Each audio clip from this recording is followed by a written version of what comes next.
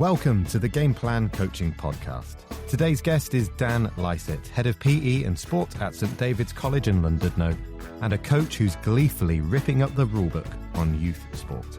We get into why coachability might just really mean compliance, how the right to disengage can create braver players, and why shouting instructions from the sideline is so last season.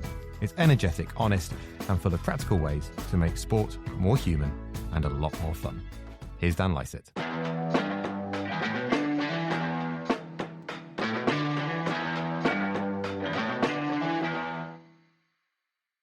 So, Dan, I was having a conversation for another episode of this podcast with Nikki Harverson a few weeks ago, and we started to talk about the app What 3 Words, which gives you your exact location on the planet.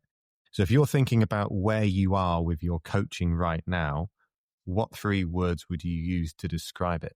Energised, confused, and focused. Okay, super. Go on, tell us a bit more. Why have you picked them? Well, so about 5 years ago, I was doing lots. So I was coaching age grade 16s with the regional rugby team. I was coaching my daughter's team. And that moved on. And at one point, I was literally finishing coaching my daughter's team and then going to coach female under 18 age grade rugby. Obviously lots at school. So I had lots to do at that point, and I haven't done as much. Obviously we do a lot at school. But this year, the club my daughter plays for, found out I coach. I try to be very hidden, and so I'm now with her. And you can imagine 14-year-olds, my daughter, slightly ecological lens, using constraints to elicit responses. So the group themselves has been a challenge because they've never been coached like that before. Some of the parents, that could be a challenge. But then I'm pretty energised by that. There's a guy I work with called Ross who really helps me focus myself. So I like that. And that's hence the word focus. I'm going to make it work because it does work and I've seen it work. But I have adapted elements of how I approach things to meet their needs more. You mentioned parents being a bit confused or not quite sure what's going on. And from my experiences of working with coaches, it's such a reoccurring theme around parents being a massive opportunity and a massive point of pain. Like, how have you navigated that if maybe the way you coach is a bit different to what they expect? Well, they're not going to listen to this, so they're not that kind of person. But we went recently on a tour, and somebody questioned. She said, "You need to be direct. You need to tell them what to do. You need to be more authoritarian." And I said, "That's not what I do. I'm not a yeller and a screamer. I don't really want to break things into little bits." But I did explain that I've actually won almost all their games, and the one game they did lose was so many mitigating factors, and I pointed those out. And I said I want them to be able to be uber skillful next year, not win now. And then the next day, they've asked if I was going to yell and tell, and I said, not really, no. I'll give them some intel and some advice. But actually, some of them want some more direct feedback because they're brand new and they feel like that's comforting. And I said, okay, let's figure out how that works slightly better than me just doing it for you. Can I ask you questions instead of yelling? So it could be, Tom, what are you seeing inside now? Lots of space. Okay. Can you tell everyone else that there's lots of space? So we'll have those conversations. But mostly, at the school level, it's been really positive. And I think because it's a small school with quite a lot of neurodiversity in there, the inclusion is seen by everybody. So the parents of neurodiverse kids, my daughter has ASC and ADHD, and then you have the other children who are neurotypical. They see that this inclusion helps support the proliferation of their PE lessons and also, any teams they want to play for. So I suppose it's a bit like the proof is in the pudding, literally. Yeah, inclusion, the tide that raises all boats, I heard it put as recently. I was listening to a podcast and somebody was talking about subtitles and how subtitles were designed for people who couldn't hear very well.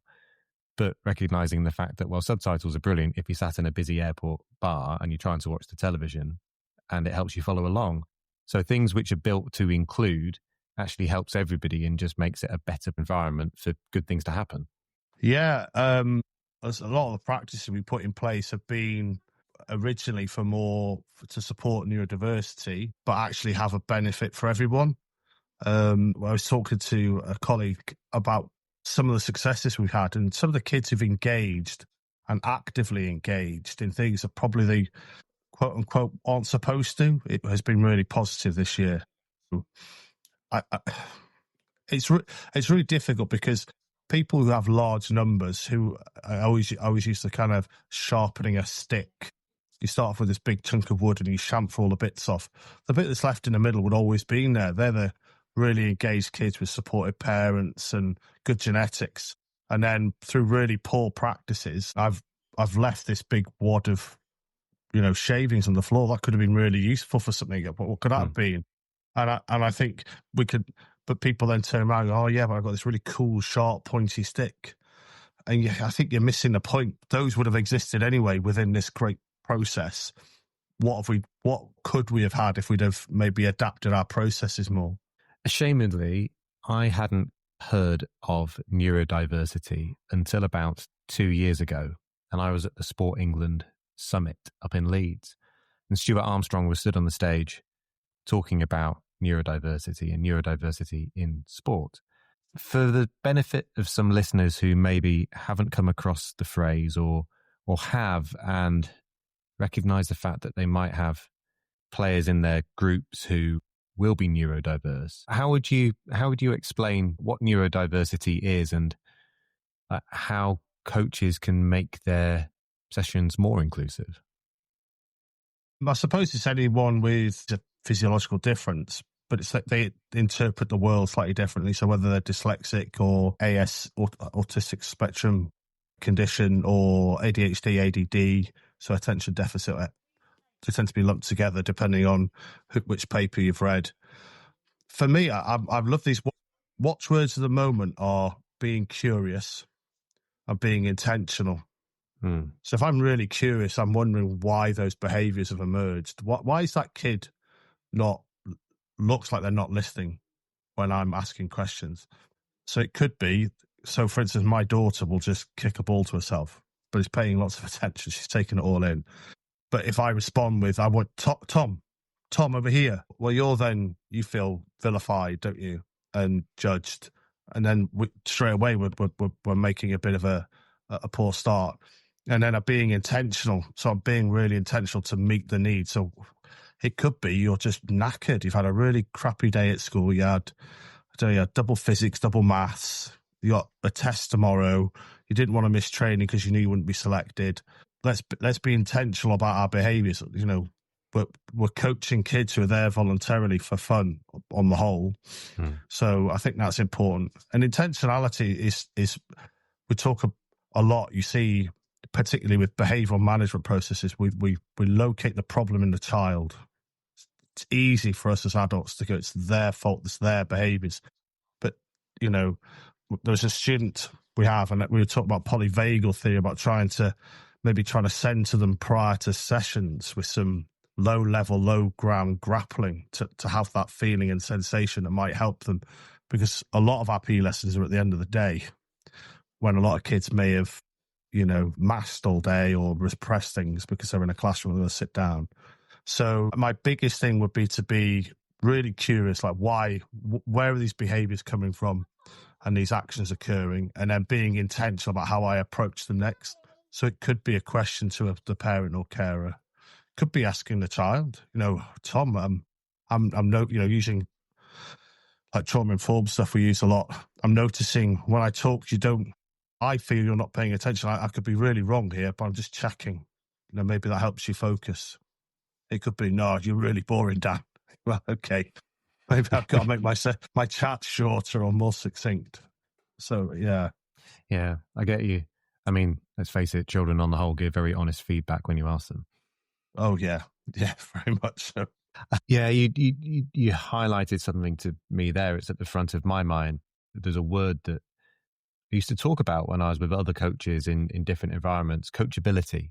And I remember when we were going through sessions where we were making selections and the conversation would be, oh, how coachable is that player? And the onus was always on, well, yeah, the player doesn't listen to feedback, or they're not open to learning new things. And as time has gone on and I've reflected on that, thought, well, actually every player is coachable. For me, that's a real myth. It's more about you as a coach and having more tools in your toolbox or moves at your disposal to be able to connect and understand who that person is and find a way to help them. Yeah, we have in those conversations we have to coachable or compliant, and I would say possibly if we're locating the problem in the child, that doesn't mean that we can't ask questions and then be direct and say, "That's cool, Tom," but when we say we got to come in, it's just we're all together, so we know that we're in that moment together. I don't think we should shy away from having conversations with people, but again, depending on the need of the individual, conversations with parents. So at school we have IDPs that we can check. On the whole, I like to find out from interactions with the people I coach and teach how to best meet their needs. I find when I've read an IDP, it casts a real perception, whereas it might be I'd like to teach them a few times in order to ascertain what I can do using my, like you say, my toolkit. Yeah. Build a better picture. Yeah. Dan, we've jumped straight into the conversation, but I'm going to rewind for a second. Would you tell us a little bit about yourself and your background and maybe what's influenced you on your journey through coaching? So I'm Dan, PE teacher, father of two pretty funky, cool kids, one feral princess and one budding athlete rugby player, and a very understanding and lovely wife who puts up with all my craziness, from selling our house and effectively rebuilding our other one 10 years ago to moving to an independent school from what was probably an easier line from head of department to deputy head to, easier, cushier money, I suppose, possibly. Coaching wise, I've always liked coaching. I've always liked teaching. I used to do like summer camps when I was a kid and help out. I like helping people get better at things, I suppose. In terms of from an educational perspective, we did our PGCE, etc. But then in terms of learning, I've always thought there was a better way than I was taught. And then I suppose the biggest was COVID. Everything stopped, but everybody had loads more time, and really, really clever people would let me talk to them on Zoom. And we already had ideas around what we wanted to do, and we'd buzz these concepts around in our head, but we didn't think they had a name. Things like self-determination theory was huge. Like the motivation can't just come from carrot and stick. We must create an environment that is, conducive to learning and coaching. In this case, we stole motivational interviewing and just started to use that in our parlance with kids and how to adjust how they saw physical education. And then Rusty was really cool, and he linked us up with a lot of people. We did a big Remo in lockdown, like 130 people on it. Craig Morris, who actually met after several conversations. We met him at a conference, and he was on one of our panels. And we even gamified a giant Zoom on gamification via Dremba Robot Wars. Yes. It was just chaos, but it was great fun. And it emboldened us to be more brave, I suppose. And then we just completely rewrote our PE curriculum and haven't looked back. It's been, I think, hugely successful and has massively moved on the kind of rights, because a lot of it is around co-creation, but also the productivity and the skill development of our students. I'd love to meet some of them in 10, 15 years' time, see what they're doing movement-wise. You mentioned a word a moment ago, brave. And I've talked about this in some of the other podcasts about coaching. Coaches sometimes wear a lot of armor, perhaps because of the environment that they're in or how they think they need to be. And that might get in the way of them trying new things or being curious or stretching themselves in a variety of different ways. What does that word mean to you, and how have you been brave in the way that you've developed as a coach? I think any teaching process, so we're imparting or trying to engender learning, there has to be an honest and genuine approach. There's a book by Mary O'Connor called Wayfinding, which looks at a lot of First Nation approaches to learning. And that's how I see things. And I'm me. The kids know that when they have coached or taught by me, there's authentic version of me. So if I've had kids from year 5 all the way through to sixth form, you create a really strong relationship. There's a really, really strong bond. So I think that I think it's supposed to take bravery, but I think it should be real and natural to be very genuine with your individuals, because then when there is conflict, which there is in sessions, whether that be a disagreement or genuine frustration, there's the authentic Tom and Dan having a conversation rather than these versions of player and coach or teacher and student. And there's this void between us where we're play acting in these roles, whereas if Tom is frustrated and Dan is, I can see you're genuinely frustrated, but I don't know why. I'm seeing and I'm sensing, and it's okay, but I wonder if you can help me understand better. That for me, it sounds brave, but I don't think it is. I think it should be a go-to for approaching any learning environment. Yeah, sounds brave, but the reality is people don't feel like they can necessarily be like that all the time, because I think there's a consequence attached to it. Yeah, I don't want them to see that version of me, maybe. I'm not sure. And the other bravery, I suppose, is more against institutional approaches. I really don't like the educational system. I've said it on lots of podcasts. In fact, a lot of my LinkedIn profile is my dislike and distrust of the process. Big fan of the Rethinking Education podcast. And that's why we created our own level 2, was to go, but we're imparting information and knowledge that has no value to gain certification that has no worth.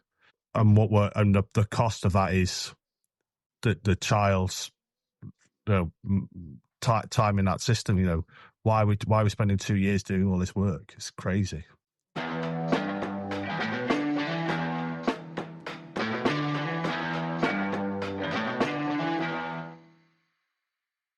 In every episode of the podcast, we're asking every guest to add something to the game plan. So a shared playbook of ideas and stories, lessons that coaches can draw on. So what do you think you'd like to add in to the plan?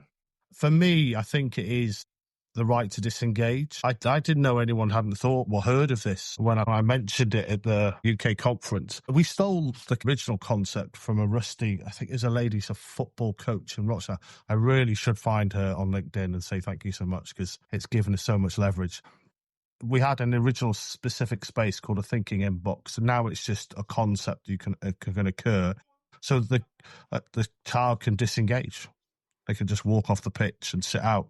And there's 2 parts to it, really. One is go back to when you're at school and that kid just didn't really want to be involved, but the compliance kept them on the pitch. But when the ball went near them, they either dropped it or they didn't get involved. And that created ire and frustration. So that child, the reason they're on the pitch was just fear of the teacher, whereas now they can go off.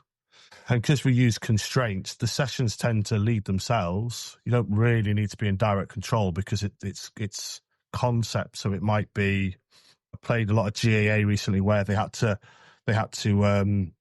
charge the ball in 2 spots either side of the pitch, so they haven't used width to do that. Okay.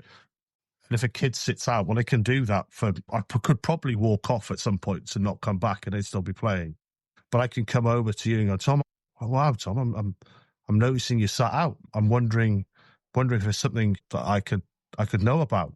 So first of all, you see her, you're heard, you're seen, and it could be, Dan, I'm knackered, buddy. I've woofed my tea down. I've come here straight from school. I'm just need a couple of. And then you give that kind of perception of choice and agency. How long do you need, Tom? Do you want a minute or 50 seconds or whatever? I'll be back in 60 seconds. They're back on their feet within 10 seconds of back in the drill. Or it could be something different. I'm not feeling that I'm feeling very engaged. I'm not getting a touch on the ball. Okay. I'm wondering, can you see who the most powerful player on their team is, oh yeah, it's Barry over there. I wonder if your team were to be given a power up if you could stop him having the ball for the next 30 seconds. Do you think that would give you some leverage? So you find a way to co-create, or it could even be when you come back in, if you come and find me, we'll give you a challenge if you want one. And that creates a really good them to you conversation, but engaging. It's always about them feeling seen and heard. You know, people might think it's woolly, but actually, if you do that every time, eventually you're going to have, that kid isn't going to sit out as much, and they're going to feel really psychologically safe in your session. So that would be my must do. We do a coach development course at sixth form, and we really work hard on the kids seeing those parts. So that was going to be a question I was going to ask straight off the bat, because from my own experiences, I led a play their way kind of showcase session a couple of years ago, under 16 boys football team, trying to create ways to offer them voice and choice within the session. And quite frankly, they didn't quite know what to do with it, because their experiences to date had been, well, using your words, probably based around some level of compliance, but also they probably hadn't been exposed to a wide range of tools to help them develop. So to bring the right to disengage back to the beginning, how and when and what do you frame this with the kids, and like, how's it received? Because I can imagine this might feel quite different to how they've been supported in the past. Yeah, definitely. When we started doing this, so most of the kids now, this is all they know. But when you get students who come in who've never had this before, if there is genuine pushback. What is this? But you couple it with things like pauses within sessions. Love a pause. Kids start to be frustrated. You've got 3 pauses, use your pauses. You can't moan if you know that you can stop the session and have a conversation. Love a replay. You know, maybe they can earn them. Maybe they could be free replay. So all of a sudden, then the way the curriculum is designed, I know it's more coaching, but for us, we have 3 parts. And one of them is donor. And donor is just about skillfulness. So catching, throwing, sending, receiving. But the biggest part is problem solving. So that GA game, one of the boys who's a very big boy, he said, I don't understand, what's the point? How's this going to make me better at X? So I said, you've got to catch, throw, kick. When I've given you a problem, which is if you catch the ball cleanly, you get a free kick. What kind of skill sets do you think we really want to push here? Kicking. Can you kick? No. And you can see, crikey. So he calls a pause, and he's like, okay, we get these free kicks. If we catch cleanly, I'm not really very good at it. And then you can say, okay, so he then starts to remove himself from the kicking option. Then your job then is to try and include him. So all of a sudden, this co-creation is constantly interwoven within the session. I don't start it, run it. I have a nexus, a nucleus of an idea, and it'll evolve. So, I love this, Dan. I feel really aligned to the way that you coach, but the way you do some of this, it just sounds incredibly skillful and creative. I don't know if I would jump in. It isn't easy, I don't think. I think felt natural because it's something that's always been me. Like I felt really bad when I was forcing kids who really wanted to play 3v3 basketball to do circuit training, or this is how you hold a cricket bat. Whereas really I should be guiding attention to stuff. I would say on a really basic level, if you have an area that you can cone off and say that's your thinking inbox, and if you feel these kind of things, you can go there, then you can have a conversation. But also it allows them a breather, and it removes them from the session where there may be friction with other players. The pauses and stuff, you could have a cone. You've got to give me a cone, or you've got X number of headbands on your arm, and that's the end of them. And then you've got to start to think about them. But I think what in a school is slightly different from a coaching perspective is I've got those kids from year 5 and 6. So by the time they get to sixth form, they're really adept at these kind of things. It still comes with its problems. But in a coaching environment where I've told the kids they're leading huddles, some of them just want me to tell them what to do. And I said, I won't coach you if you think my job is just to tell you what to do. I'm happy for another dad to do it. You guys are really cool, really good athletes. You move really well and you problem solve well. And I trust you. and it's going to be difficult, but let's stick it together. And I think it's the process. What are the opportunities, even just from the geography of your environment, your layout, that more people end up having conversations? Yeah, well, it's a constraint, isn't it? Like, we're playing something where we want to have really good close control. We're going to make smaller areas. If we want people to be talking to each other, when there's down times, it's like there are no drinks breaks. We're just going to have, if you want to drink a water, go and grab it, but there's going to be an underload then and an overload. And let's go with it. The other day, there was a team came with less players, and I purposely gave the opposition best ball carrier and our best tackler. And the complaints that came in, and I said, we're going to win. You're a much better team. We know, and they've come all this way. This is now a challenge, isn't it? And I told them they could only come back once they'd made 5 turnovers. So they actively had to challenge their own team. I think we have to be live to the fact that stuff has gone wrong. Like I try stuff all the time and it goes wrong. It sounds like whenever we listen to these podcasts, we're breezing in like some sort of like, I don't know, monkey magic, and it works a treat every time. I do stuff and it falls flat. I'm like, crap, okay, that's not going to work. But sometimes stuff that's really simple has this huge effect. But the one thing is I'm constantly being curious and I'm being intentional that I want to make those changes. I'm not just sitting back and going, I saw this great thing on Instagram, I'm going to put that into play. Oh, it didn't work. I wonder why that is. It didn't look like the thing. I'm not being curious. I'm not being intentional. No, copy and paste rarely does work, does it, when you see things like that? And you've got me thinking as well, like go and get a drink, but it creates an overload. So you might think about when you get your drink and you might tell somebody else in your team that you're going, so they might have to play differently for that amount of time. There's a practice I've run a few times where if you're scoring, you have to go and mark it on the whiteboard, otherwise the goal doesn't count, and then strategically place the whiteboard in a position that makes it quite tricky. And then the team who've just scored have got to deal with an underload for however long it takes for their player to get back. Yeah, I just after lockdown, we bought this giant Jenga kit. So every time you scored, you could go and do the giant Jenga, and it was if you lost the giant Jenga, you lost the game of football as well. So all of a sudden, kids were taking ages on this giant Jenga. You talked about some of the outcomes of this: problem solvers, decision makers, good communicators. How would you describe the impact of this work? This is a big challenge for me. Emotionally, it hits me because I think a lot of people think, oh, you're in a private school, but a lot of my kids are the EHCPs or, it's not Eton. I wish I'd done this in another school.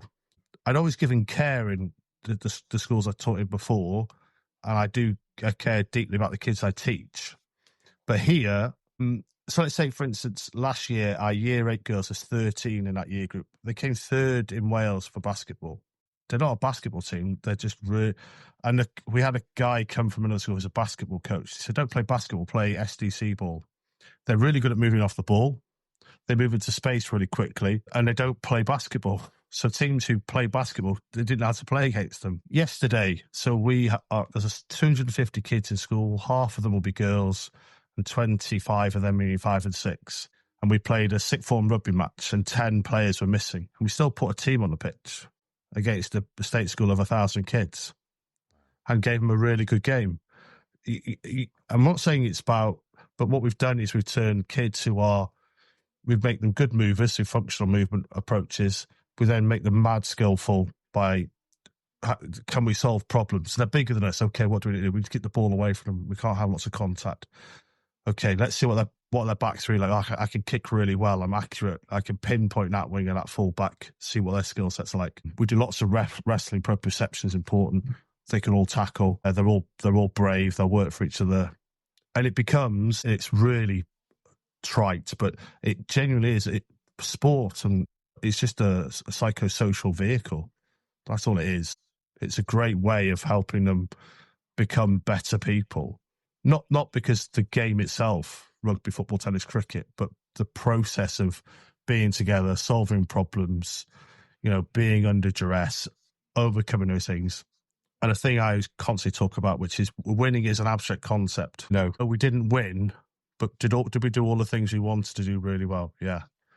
Okay, we won then. That's all I care about. Is that what what do we care about?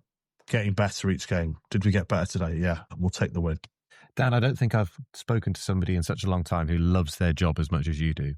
I've not enjoyed teaching as much. Like some of the political stuff I don't like. And I'm good at having difficult conversations, but I find it difficult being political. It just doesn't work for me. Like, I like to get stuff done, and if it doesn't happen, I get confused and then frustrated and upset. But for me, having the time and to create stuff with these kids it's great. I wish there was a way of projecting it to other people so they could have a go at it. Because I do believe it's a great approach, and I don't think it's overly complicated, and I think it wins because you create good athletes at the end of it and good sports people if they want, but then it also engages. I've got a kid who is Asperger's who would rather come and play rugby with year 10s and go in the gym, etc. He'd rather be in that environment.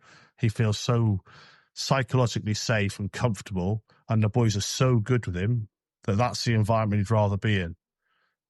I win every day when that kind of stuff happens.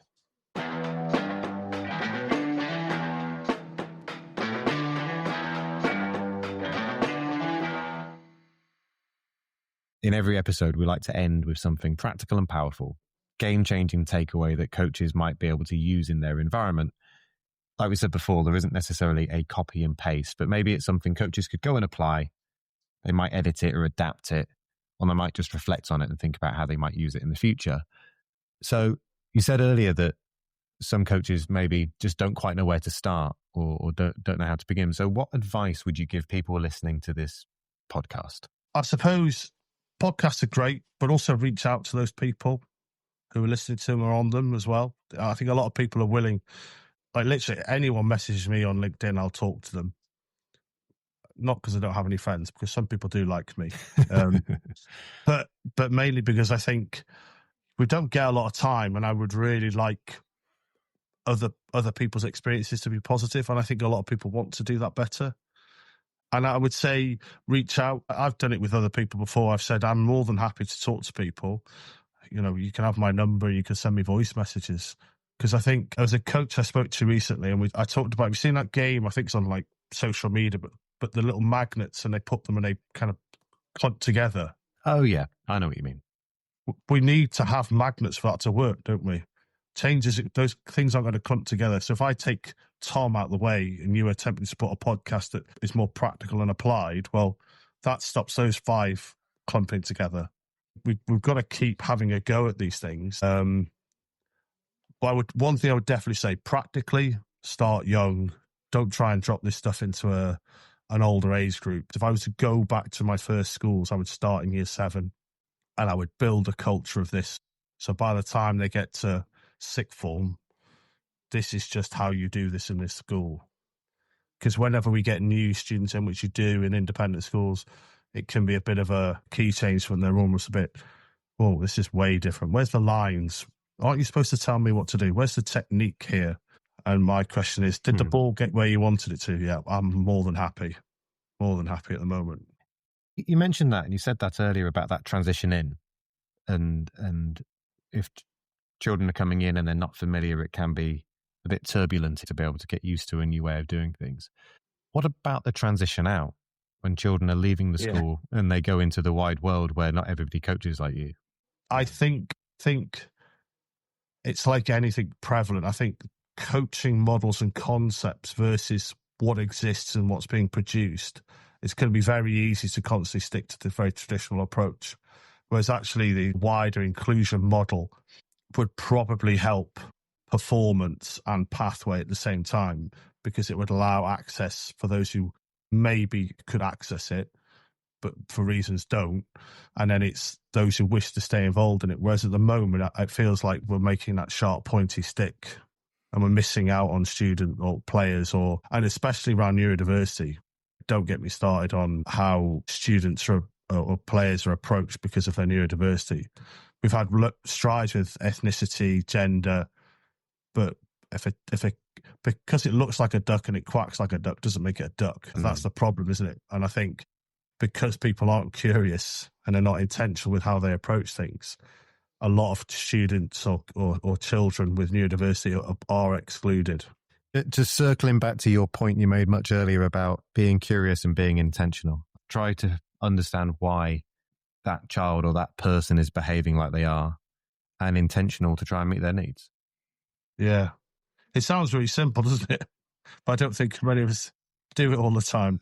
But you've been really honest, Dan. You've tried loads of things over the years and you've made mistakes and you've got it wrong and you've learned from it and you've evolved what you do.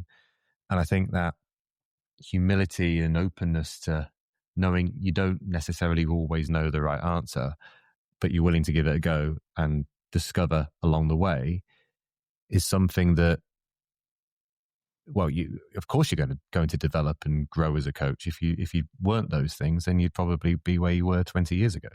Yeah, exactly. Dan, thank you. You've offered so much in this conversation. You finished this off by highlighting to start young, build a culture of this within the environment where you're coaching from the youngest age groups possible. But you also made a great point about coaches being connected and not being afraid to reach out. That's how we started this conversation tonight, because I saw some of your stuff on LinkedIn, sent you a message and you were happy enough to come on. Funnily enough, I did a master's in education a few years ago and started reading some of Jean Cotte's papers and discovered Jean Cotte on Twitter, and I tweeted him and he responded, and I felt like I'd just met a actual celebrity. It was incredible. And asked him, would you be around for an online coffee? And he said, yeah, sure. And it was amazing. I was so awestruck from having a conversation with him. And he was just open and talked. And I think, why not? The worst that could happen is somebody doesn't respond or they say no. And the best that could happen is you could have a conversation that just changes your outlook. The worst that can happen is they say no, which isn't that bad, is it? And let's face it, in the world that we work in, there's most people are out there to help. They're very other-centered, the people that we work with. I think that's very true, yeah. I do think so. I'll try and sum up some of the kind of headlines that have spoken to me throughout the conversation. I'll say this one again, with around the point of neurodiversity, being curious and intentional, understanding why people display the behaviors that they do and intentional to meet their needs. We talked a little bit about coachability, and you said something about, well, is that just compliance? So are you noticing coachability or compliance ability within your environment? Sometimes it's the hardest thing to do, but the bravest thing you can be is yourself when you're coaching. That was a headline that I took away from part of the conversation, because there's a narrative, I think, that lots of coaches feel like they need to play to because that's how it's done around here. So if you can be your authentic self, and you said this yourself in the conversation, that just comes to the fore. If there's a moment of friction or a challenging conversation, if you can be more you, then you're probably likely to connect with the person that you're talking to. And then you spoke a lot about pauses and replays and problem solving. And I think there's something really important in that for people listening around winning in coaching and winning in youth sport isn't about a scoreboard. That's just a binary measure of stuff that people forget about, some by the time they've got home. Winning is so much more than that. And if we can pay attention to some different metrics, then we might all get a bit more about we all might get a bit more out of coaching young people. 100%. Yeah. It's one of the favorite things I wrote was about, is winning an abstract concept, because it's something that goes through our school, and our kids, they lead their team talks, and they'll be, I don't know, we got to a cup final, a bowl cup final, but every game, I think the schools were 4 to 5 times bigger than us. And the chat was always, look how far we've come. They're the bigger school. What do we want to do? We want to play this way, do the stuff that we want to do. And that emboldened them, because they felt so free. They won the area cup with that approach. But it was always this longitudinal, do we want to be really good now and fade away, or do we want to build each time? So by the time we get to sixth form, we're a really strong team with basketball, football, whatever, rugby. And that's something we really layer into the kids. So, because it would become quite difficult. We do lose a lot of things, but if that's the only measure, the score, Well, we rob so much out of it, don't we? And it seems such a, especially for kids, you know. Totally. I worked in an academy many years ago at the start of my coaching journey, and the academy manager would always ring while I was driving back, and he never asked, did we win? He'd always say, how did we do? And a subtle difference in language, but he was interested in the result, but it was never the first question.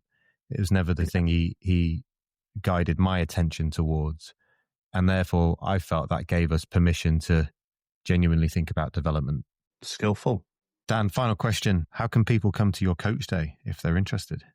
The first one was amazing. The second was amazing. And then we had a bit of a dip. And I don't know whether it's because it's free.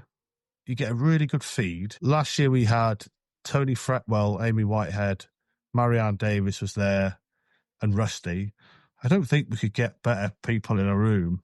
A lot of it for me is I want people to meet other people.